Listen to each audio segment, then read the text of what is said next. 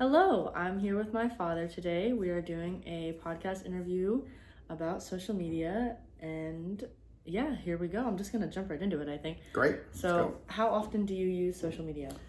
Um, I would say I look at it throughout the day.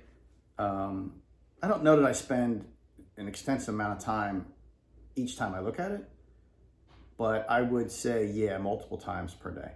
Okay. Which social media apps do you prefer? I'm a Gen Xer, right? So Yeah. what do? We look at Facebook.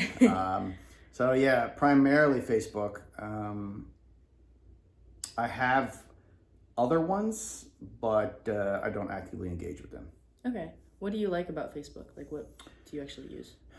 I really like that it has become, well, my favorite thing about Facebook is that it is the connection that you get with people that are not in your everyday orbit. So I have cousins, distant cousins. I have friends that I've reconnected with from undergrad that I like, as we will see our friend this afternoon, my friend Clint. I graduated from Northern Colorado in 1995.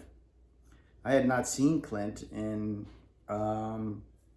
25 years when we reconnected, and we reconnected on Facebook. Yeah. I have cousins that are much older to me that I'm not very close with, but I can still see what's happening in their lives, through their pictures and postings that otherwise I don't think would have happened. So I think the positive aspect of it is the unity that it Oh, brings. for sure.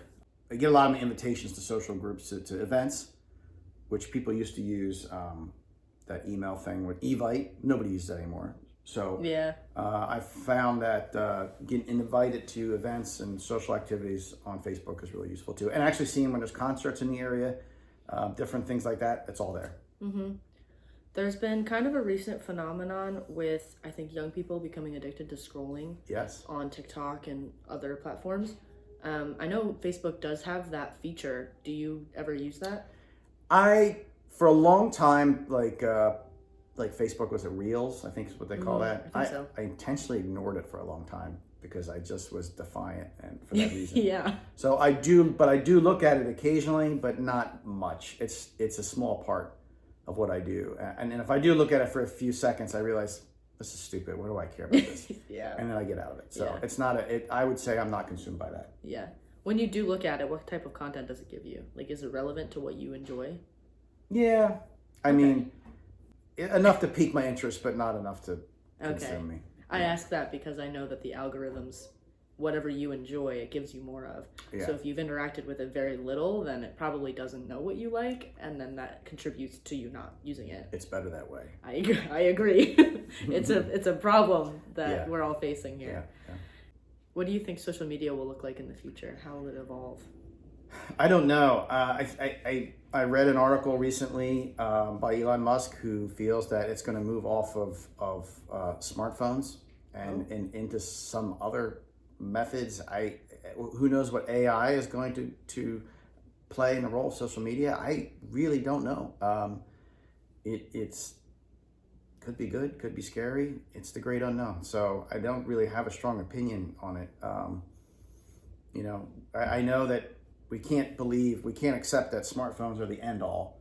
I was in the cell phone industry for a long time, and when I started, it was just a phone and text. And I remember at one time going to a conference, and somebody said, "Hey, you're going to be able on your phone." And the guy used Britney Spears as a reference. He said, "You're going to be able to watch Britney Spears dancing on your phone." And we're all like, "What does that mean?" So it really has just transformed so much over 20 years, and I'm with some reticence. I'm excited about what might come. We'll see. Yeah. Yeah. I look forward to it, but I'm also scared, and AI is nerve-wracking, but I mean, we can only move forward, hopefully. And if we can hopefully curb this addiction that I think the young people are experiencing, that would be for the better. That's true, and I think really people need to try using timers. I have Facebook, but that's what I use. But I also have on my phone, I have Snapchat, I have Instagram, but I might look at some of them once a week. Yeah. And I have never installed TikTok because I hear constantly about people looking at these videos over and over again. I'm like, I don't need it. What do I need it for? Just to see more nonsense and more algorithms? Yeah. I don't. So I just don't. I don't allow myself to get into that trap. And and I spend a lot of time on my phone, more than I would like. A lot of it's I read, but I also read the news on there. I have apps for New York Times and the Atlantic, and I do business on there with eBay and Amazon and such. So, and of course, everything has transferred from phone calls to texting and email. So, there's no way we can't be on phones to a certain degree. But I think app timers and stuff are really helpful. I do agree. Yeah, everything in moderation, as you always told me. I have. Yeah. I tried.